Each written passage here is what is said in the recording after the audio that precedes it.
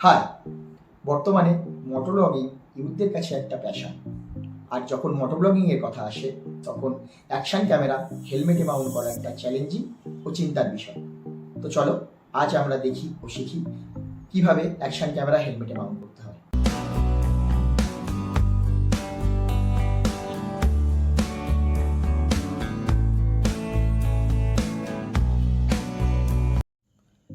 Action camera Mount করার জন্য আমার কাছে আছে স্টারসের থান্ডারের ক্ষেত্রে প্রথমে এটা আমাকে ওপেন করতে হবে, তারপর এর উপর আমাকে মাউন্টিং প্যাডটা সোজাভাবে লাগাতে হবে। যেহেতু এটা কার্ভ শেপ, তাই ভালোভাবে সেট করার জন্য আমি এমসিল ব্যবহার করব। এমসিল লাগানোর কারণ এমসিল ওয়াটারপ্রুফ, রোদে জলে কিছু হয় না, ভালোভাবে আটকে থাকে। সেটা অন্য কোনো আটা করতে পারবে না। অন্য আটা দিলে আপনার হেলমেটে দাগ থেকে যাবে, হেলমেটটি খারাপ হয়ে যাওয়ার সম্ভাবনা থাকবে।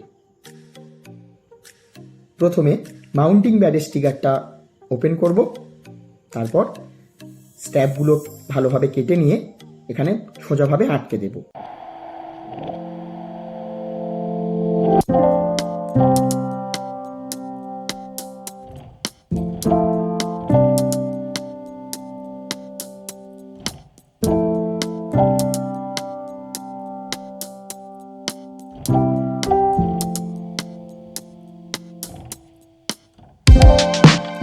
এরপর এমসিল দিয়ে চারিদিকটা ভালোভাবে সিল করতে হবে।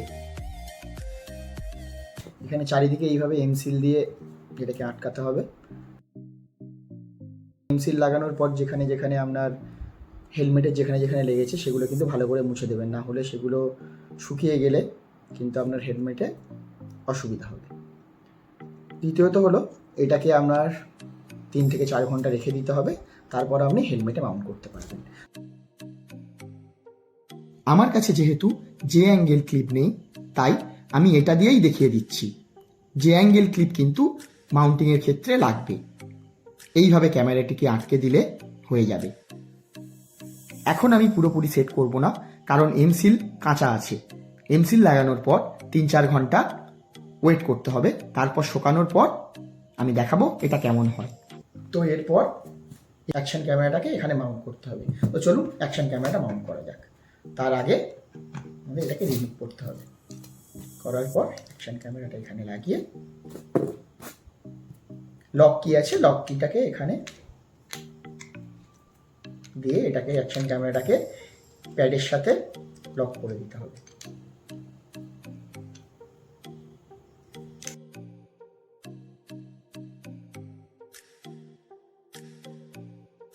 হয়ে গেছে আমাদের মাউন্ট করা। এবার চলুন হেলমেটে লাগিয়ে দেখা যাক। ভালোভাবে এটাকে হেলমেটে ফিক্স করতে হবে। হয়ে গেছে আমাদের হেলমেটে অ্যাকশন ক্যামেরা মাউন্ট করা।